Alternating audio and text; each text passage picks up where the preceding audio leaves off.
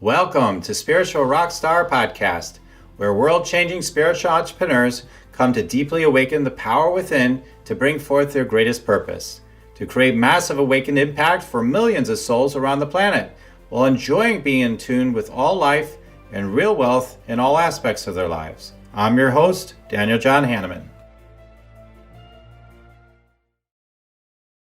All right, I'm so grateful to be here. We've got an amazing guest today, the amazing James Twyman, and he is here. He's about to go on a tour soon with St. Francis of Assisi, and I am just so grateful. I've been a big fan and follower even of his for a long time, it feels like, and so I'm so grateful to have him here today.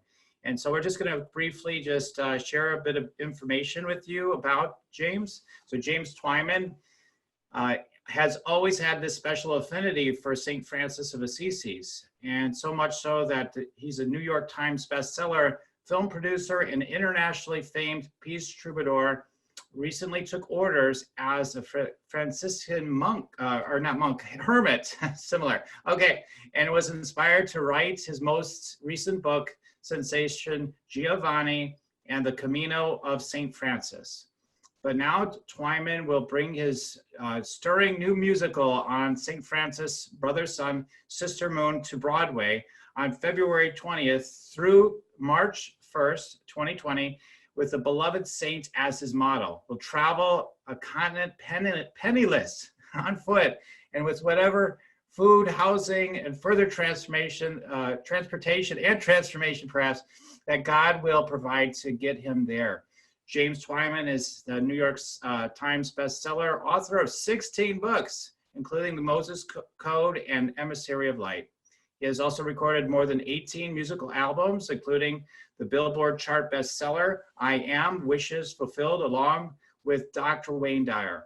Produced and directed 7 feature films, has led millions of people in massive synchronized meditations while visiting such countries as Bosnia, Iraq, Northern Ireland, South Africa, Israel. Now lives in Ajijic, if I'm pronouncing that right. That's the way you say it.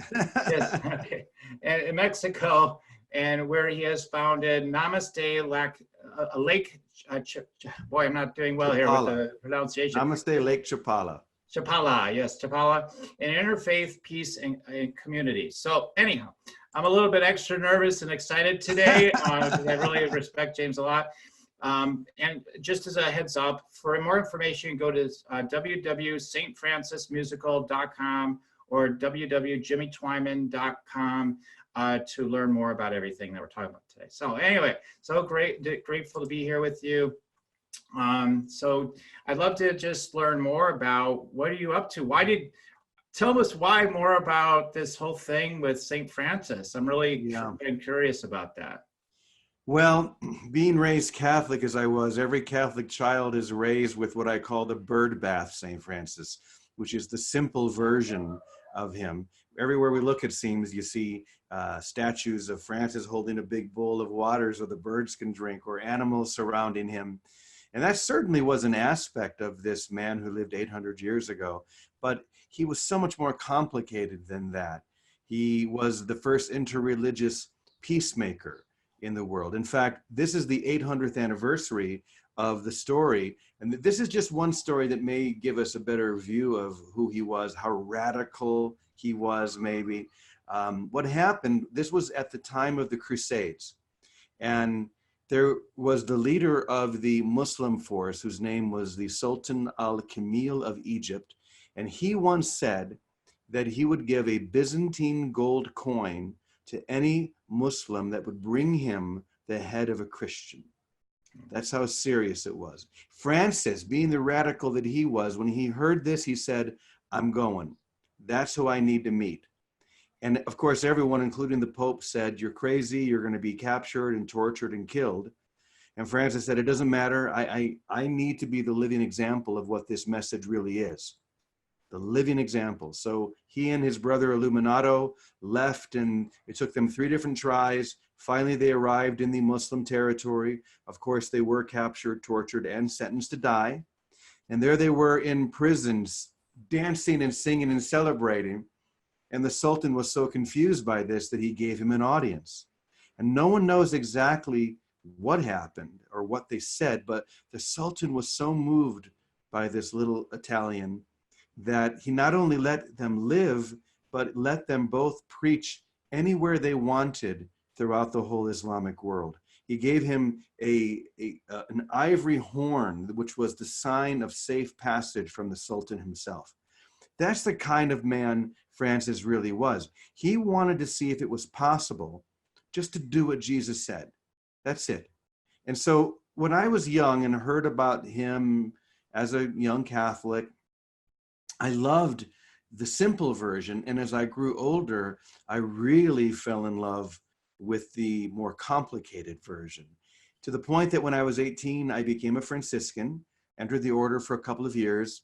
And though I left, it stayed with me all of these years. And I just always felt so drawn to his simplicity, to his humility. And then in recent years, it really came flooding back. And I realized that this is who I am. This is the essence of my own spiritual path. So as you say, I did take vows as a Franciscan hermit, but I'm much like St. Francis, who also really just wanted to be a hermit. He just wanted to stay in his cave on Mount Subasio and pray all the time. But the world kept pulling him back. And it's the same with me. With me, I get so inspired by other projects. I just want to go out and share them. So my latest book is called Giovanni and the Camino of St. Francis, as you mentioned. And this was a book that I wrote after walking the Camino, which follows all the little ancient roads that Francis would have walked 800 years ago, going from town to town. And I've led many groups on that now, but a number of years ago, as I was walking, I started to play with this story in my head, because I'd actually decided I was not going to write any more books. You know, I'd written 15 and I didn't really feel like I had anything left to say. But this story, the story of a woman named Anna who decides, even though she doesn't believe in God or St. Francis or anything like that, to walk the Camino, and her life has been pretty hard. She's given up, but she meets this young Italian guy named Giovanni, who slowly helps her understand the true message of Francis and open up her heart. It just kept knocking at my own mind and heart so much that I finally sat down and wrote it. And I'm so proud of this book, so happy. But then when I knew I was going to be going on a pretty extensive book tour, I wanted to do something that would really share the message of the book, but talking about a fiction book is hard. So believe it or not, the musical Brother, Sun, Sister, Moon was first inspired by Bruce Springsteen, of all people. I was watching a Netflix special. He did a one-man musical on Broadway called Springsteen on Broadway, and where he just told stories from his life and they would pick up the guitar and play something. And I was watching that thinking, wouldn't it be interesting if St. Francis could come back 800 years later and could do a concert, could share the story of his life? What would he say? What would he share? And so that's how the St. Francis musical was born. And I wrote it and began sharing it on the book tour. And then I get invited to come and share it on Broadway next year. In a very unique way. I didn't want to just be like a normal actor and get a hotel or an apartment while I was, doing this musical. I wanted to do it as St. Francis would do it. And that meant traveling all the way across the country, doing the musical in many places in between, with no money, no idea how I'm even getting from place to place, along with my friend Bill Free, just in complete trust. And then when we get to New York, every day before the show, we're going to be spending time on the streets, passing out free tickets to the homeless, inviting them to come and be our guest, sharing a bowl of soup before the show begins. This is what Francis would have done. This is the real essence. He wanted to be with the poorest of the poor. He wanted to serve the disenfranchised. And today, the lepers in our society are the homeless. And so I'm so excited about the book. I'm so excited about the tour, and I'm so excited to be able to live this passion that I've always had for St. Francis of Assisi.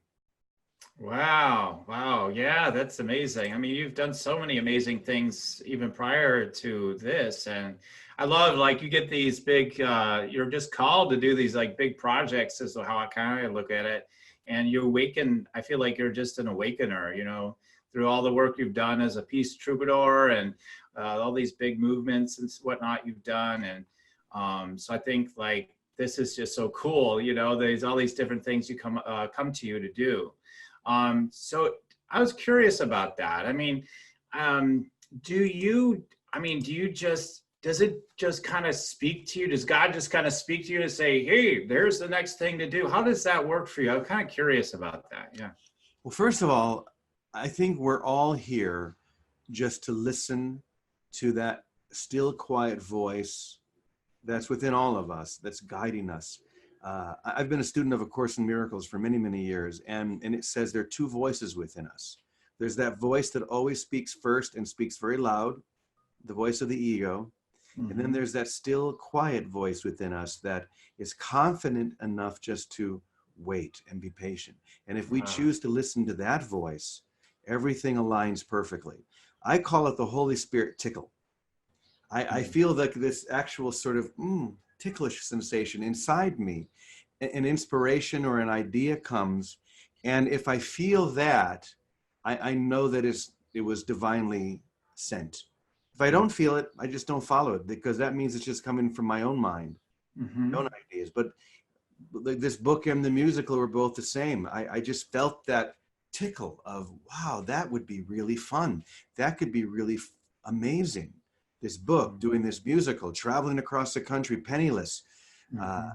and so I just say yes. And I think that's the key. I don't have to plan it. I like to move from inspiration to manifestation instantly. Most people have an inspiration and then they think they need to plan everything before they Mm-hmm. get to the manifestation. But usually it doesn't come together and they just drop it. Mm-hmm. The fact is, you're never going to be able to plan it anyway. You're always going to have to adjust and shift and chase it down the street. So why not just start? Why not just begin? And that's what I did with this musical, for example. I just wrote it in 1 month. I wrote all the music and the whole dialogue. And then I just started sharing it. And one thing led to another. And next thing I know, I'm going to Broadway with it. So we follow the inspiration. We see where it takes us. Perfect. I mean, it's something I share and look to embody even more myself all the time. And like I said, you just gotta. I always say, well, I talk about money too, so I talk about meditate and make money. Just meditate, let it come to you, and I love that about being patient. That's something I've had to learn. My energy is more like, let's just go get it, and it's like when we wait and just wait and let it come into us, there's just so many greater possibilities Yeah. available to us rather than just kind of doing the same old stuff again and again. And so I'm really grateful you shared that. Like it's helpful for our audience to realize that they're not going crazy. So I have like clients that are in that mode. I always have to encourage them, wait, sometimes it's a matter of waiting. It's not a matter of getting into action. It's about wait, let it come into you. It's just not time right now. And for awakening beings, I feel like that's often true. It's not, a lot of people have done all the action, like let's get out there, let's do our purpose, Yeah. make it happen. But sometimes it's a matter of waiting and let it coming Yeah. into It you. And that's is. what I'm hearing you saying. So I'm grateful to hear that from someone like yourself. So, One of the things that I often say is stop trying to figure it out. Let it figure you out. Stop mm, trying to get it. Let it get you. But to mm-hmm, do that, you have to hold still and you have to yeah. listen. And when it's time to move into action, you'll know it because there won't be any choice. You'll just be compelled and propelled into Mm-hmm, action. mm-hmm, But so often it's just our own need or our own desire and our own limitation rather than having that the strength of our soul behind it. mm-hmm. And there have been many times when I've done that and I go into action around something and it doesn't go anywhere. So, excuse me, that's all right. Just let it go. You don't have Mm-hmm. to do everything. But the times like with this musical in this book, when I've really listened deeply and then activated what I heard and then just allow it to do what it wants to do, those have been the most powerful experiences. Yes, yes, yes, yes. So diving back in, I just had to ask about that. And then I'm diving back into around Francis.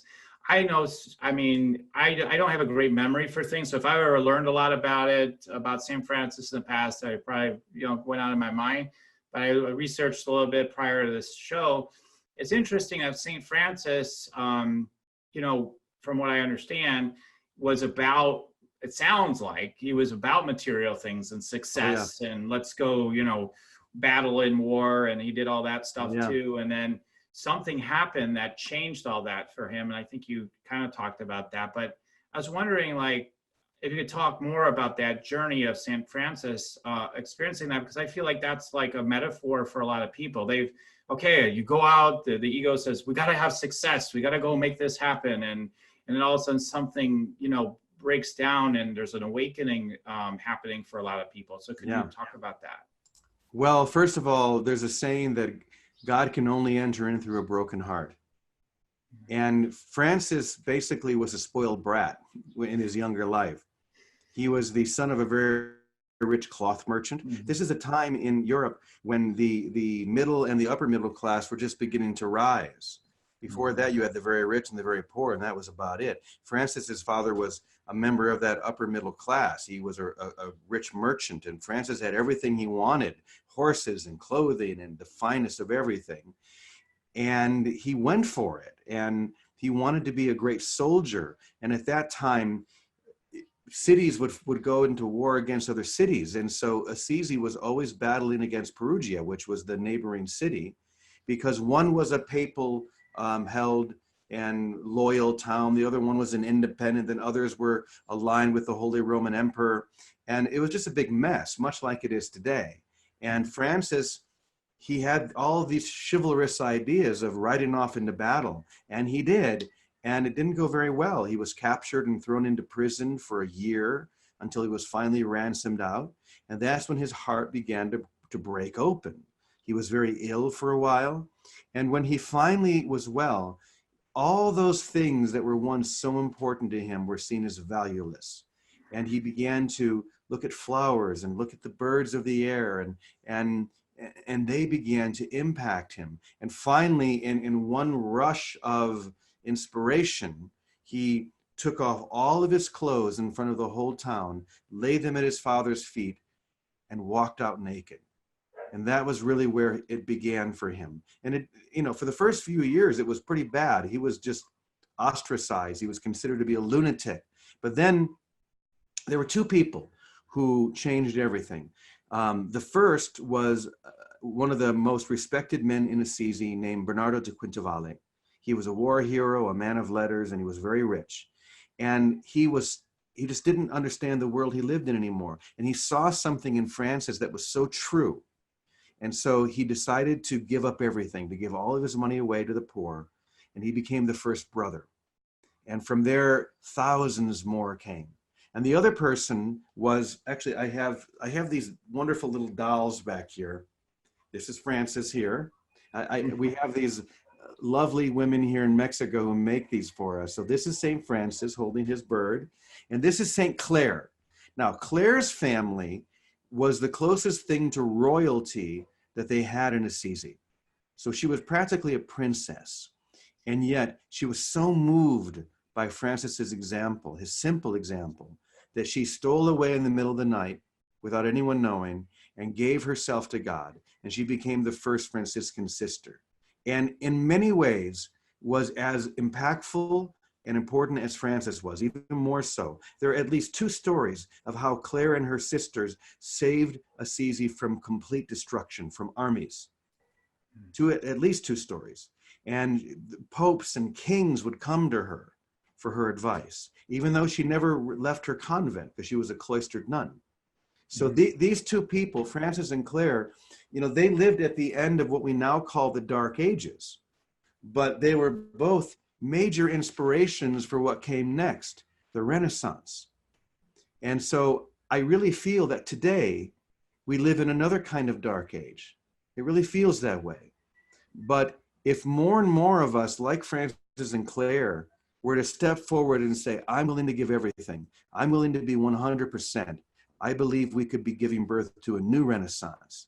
You know, there's a quote, another thing that inspired me to write this musical was when I heard a quote from a very unlikely source.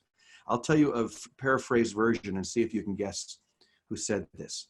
This person said, "The revolution we started failed. It created more atrocities than it solved. What we really needed were 10 St. Francis of Assisi's." Can you guess who might have said that? No, I don't. I don't know. You might think someone like Gandhi or St. Francis or Mother Teresa, someone like that. But instead, many people say John Lennon, but it's not John Lennon, but it sounds like that. It was Vladimir Lenin. Vladimir Lenin, the architect of the Russian Revolution, said that. He said, what Russia really needed were 10 St. Francis of Assisi's. If we had that, we wouldn't have needed a revolution. And he was an atheist. And yet he recognized the power of a small group of people who were totally committed to peace. Just like Margaret Mead said, don't ever think that a small group of dedicated people can't change the world. And in fact, it's the only thing that ever has. So when I heard that quote, and I've been into Francis all my life, and I'd never heard that. But when I heard it, I immediately said, I'll be number 10. Who are the other 9 going to be? And I don't know if I'm going to be like Forrest Gump traveling across the country and people are going to just get in line. Maybe, we'll see. But I really do believe what Lenin said. This is what's going to change things. Obviously, what we're doing now isn't working. Right. It's not working. The polarization is greater than it's ever been before. But if there was a small group of people who, like St. Francis, inspired the world, inspired our country, then I think this is the way back to sanity. Wow. I mean, I had this inspiration for many years to walk the country, to maybe ride a bike across the country. It was very strong. It was very like, I want to do that. I'm going to do it. And to bring a message, you know, my own message along the lines of this sort of thing. And I never did it because I didn't know physically if I could really handle it that way at that time. So when I heard you were doing this, I'm like, oh yeah, I totally want to support this any way I can, because I get the power of it, of showing that kind of like just showing up and the rawness and the realness of who we are, and demonstrating that in that kind of way is amazing. So it is. And I think what it comes down to is a simple line from a very simple prayer that's often attributed to Francis. Lord, make me an instrument of your peace. Now, I sometimes hesitate to tell people this, but Francis did not write that prayer. It was written probably at the end of the 19th century, but it does capture who he was. To be an instrument means, like, for example, this is an instrument, and it can't play itself. An instrument, a guitar, anything, a flute, for example. I love this analogy. If you just blow through a flute, nothing happens. It's only when you cover the holes with your fingers. And that's our brokenness. When our brokenness is covered by the fingers of the divine, that's when the music begins to flow, or when an instrument surrenders into the arms of the master musician. And so the musical begins with the prayer of St. Francis. And maybe I could just sing a little bit of that. And the good thing about music and prayer is that it takes us out of our intellectual mind and brings us more into the experience. So why don't I just share a little bit of that'd be great. that prayer. Awesome. And we'll just relax into the experience itself. Oh Lord, make me an instrument of your peace.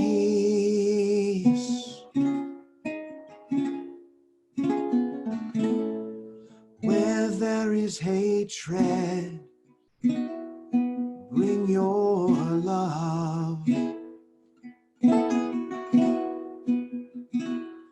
Where there is injury, pardon. Where there is doubt, your faith. And where there is despair, bring your hope. Where there is darkness, bring your light.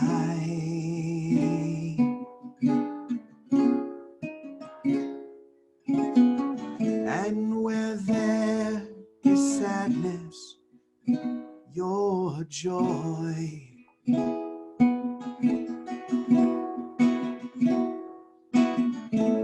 Oh, divine master,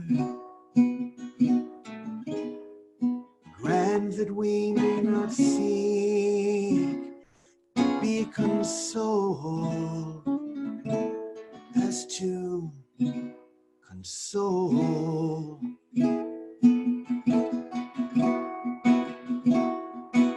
To be understood as to understand. To be loved as to love. I am now your instrument, beloved.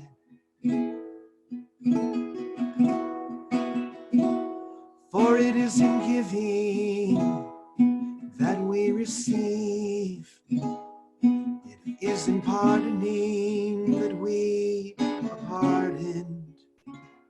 And in dying to ourselves that we live.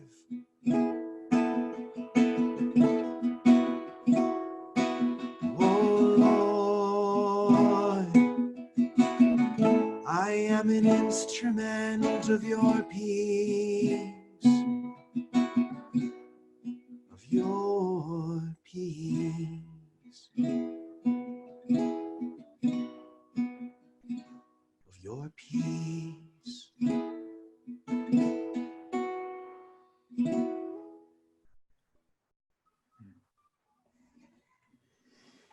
Oh, nice. Thank you so much. That's so beautiful. You just, I just could melt, just melting into that. It's just so awesome. Thank you. I'm sure our audience is enjoying that as well.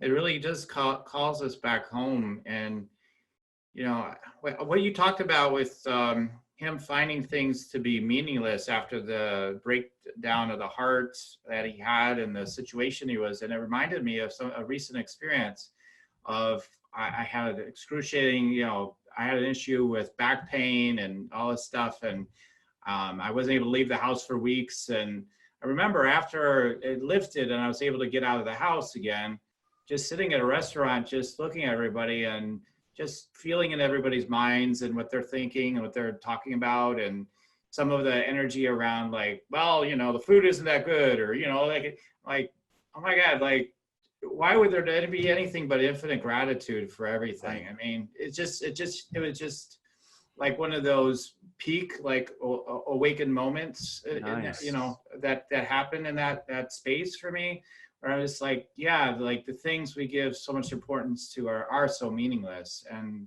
we have to let go of like all that crazy stickiness that we're actually programmed to value all day long. So Yeah. just crazy. You know, the truth is the ego is very petty. Yeah.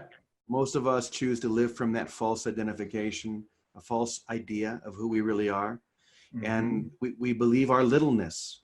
And yet the ego is also so grandiose. It thinks it knows everything. It thinks it can figure everything out. It can judge everything, and then it judges things in such a petty way that's ridiculous. And at some point you just see the ridiculousness of it all. And that's what Francis did. He saw the ridiculousness of this world. Mm-hmm. And he said, beyond this world, there is a world that I want.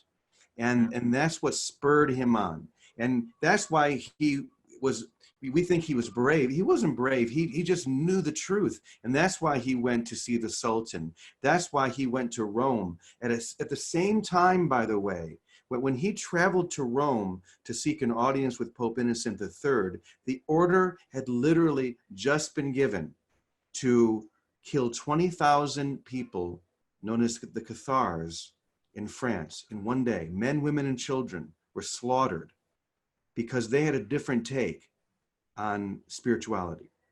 That's as Francis stepped into Rome. And even before that, there was another man named Peter Waldo, who, like Francis, was on fire with love. And like Francis's father, he had been a rich cloth merchant. And Peter Waldo gave everything away, gave the money to the poor, and inspired many people to do the same thing. But in the way they did it, which was really as a criticism toward the church, that wasn't taken very well. So they were declared heretics and things didn't end well. And now here comes this little man from Assisi stepping into Rome while all this is going on. But he had an experience of who he really was and who God really was, who the Christ really was. It was no longer out here, it was in here. And so he knew that this is what would guide him. And the Pope was so moved by Francis, just as the Sultan was so moved by his simplicity, that, you know, the Pope gave him permission to do whatever he wanted to do, to travel anywhere throughout Europe and to share this. So it just goes to show that, yes, this is a time when we need to be brave, but it's also a time when we need to relax into the truth of who we are. And, you know, Francis, I think, is as important today as he was 800 years ago, maybe more. Mm-hmm. Wow. Yeah. Geez, there's so much here. It's so, wow. I could just go on all day about this. So, oh, wow. It's just like, whoa. So what is it that, is there a message you think specifically to the issues that are going on in the world that St. Francis or yourself, I mean, in that, for that case, but like that would have for the world? I mean, we're giving it already, but like, is there a specific message that St. Francis would have for our world in this time with the issues we have today? Well, I think if St. Francis were here right now and he was witnessing the division and the polarization and the anger, the first thing he would say is listen. Just begin by listening to one another. And this is something that's hard to do right now. We all, including me, we fall into the trap of, why would I listen to you? You don't know what you're talking about. Why would you support this person? Right. He's a complete lunatic. Can't you see that? I mean, we want to justify our beliefs and our certainty and our judgment instead of just listening and saying, what is it about this that is inspiring you? And then maybe they'll listen to me, and maybe we can listen to each other. So I think it begins there, just the willingness to let go of our judgment and listen to one another. And then to choose peace over all of this conflict. More than anything, we want the same thing, but we've been thrown into this dysfunctional soup for so long that we've forgotten how to get it. We think we have to assert our way or our opinion rather than just surrendering and asking to be guided. Because I really do believe that the Holy Spirit is there to guide every single one of us. But we have to listen so that we can hear that guidance. Yes. I mean, this is the inspiration for the Spiritual Rockstar theme really is for people to be able to relax and listen to Spirit and be guided by that, to bring the sort of listening you're talking about and the awakening that we're referencing from that place of, yeah, I mean, life's a listening. I mean, it's like I always look at it as like one continuous meditation. I mean, that's basically it. There's all this noise in there, and then there's all that ongoing reality and stillness that's always there as well. Yes. And so it's interesting to navigate, our path with there being so much noise that's going on for us, especially there's so many media devices, there's constant noise. Yeah. Oh yeah, a lot of noise. And there's a song in the musical called Be Like a Child Today. And it's all about how simple this can be. If we just allow it to be simple, the words are, be like a child today. You don't need to throw away what's simple. Love's power in you is strong. You don't need to wait so long. It's simple, so simple. I think that was the message of Francis. He realized how simple love is. We just have to be willing to lay aside our sword, which he did literally, because he was a soldier. He had to lay aside his sword, take off his armor, be vulnerable, and take a chance on love. And he did, and it changed the world. And I think it could change the world again today. Oh my goodness. So, wow, like I said, we could do a whole nother segment, but so today we're going to start wrapping it up. So I was wondering how can people, I mean, I'm just always loving, connecting with you. How can people actually do something like where they like, okay, listen, but maybe they want support. Maybe they want to be a part of what you're doing, because I know there's opportunities for that. No. What can they do? What are some steps you recommend? Well, the first thing I'll suggest is join me in this journey, however you feel. One way would be to go to jimmytwyman.com and just get on the email list so you can get updates when we're traveling across the country. You can be just watching the journey and enjoying it from your own home. But we're going to be starting on January 4th in Portland, Oregon, then down to Santa Barbara. Then we'll be going to Phoenix, Sedona, Taos, Santa Fe, Albuquerque, Kansas City, St. Louis, Peoria, Chicago, Cleveland, Philadelphia. Oh my gosh, there's more than I thought. And then Boston, and then finally to New York. So 15 different cities that we're going to be in. And you can see the schedule right there on the website. So just go to the schedule. If we're going to be in any of those places, please come and see us. And by the way, when you go to that website, there's a link right at the top that takes you to the musical website, and you can watch the first 20 minutes of the musical right there. I recently performed it in Assisi, and it was shot professionally. And so you can actually see and experience it yourself. But come and see us if you're in any of those cities, or come to New York. Help us pass out free tickets and food and socks to the homeless before we start the tour. All of these things are just ways that we can say yes, just as St. Francis said yes. And that's the most powerful word in the world. And we need more people saying it and activating that place within themselves. Yummy. Okay. All right. So everyone, if you feel you want to do that, absolutely just get on board, right? So go to jimmytwyman.com and go ahead and get on the email list. He has such great things.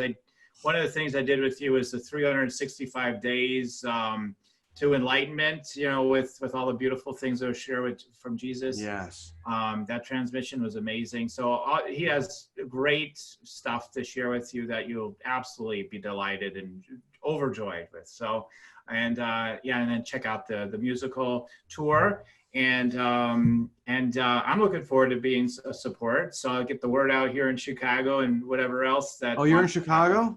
Yeah, I'm in Chicago. Oh, good. Well, I'll be in Chicago. I'm at, I forget the name of it. It's a small church that meets down, I think, on Adams or something downtown. So come and see me there. Great. Yes, I'm going to see exactly what's going on with that and see if I can get that on my schedule for sure.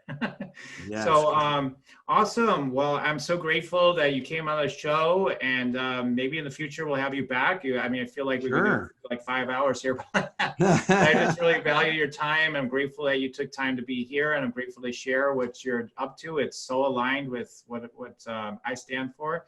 So I'm just so grateful for you. Thank you for being here today. You're so welcome. Thanks for inviting me. Thank you. Okay. All right. Goodbye, everybody.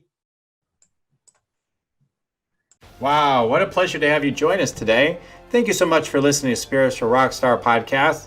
Stay tuned for our next upcoming new episodes each Wednesday and Saturday. Please be sure to subscribe, rate, and review to help us to serve you best. As a reminder, you can get your free Meditate and Make Money meditation at www.yoursacredpurpose.com to rock your sacred purpose. Goodbye for now, everybody.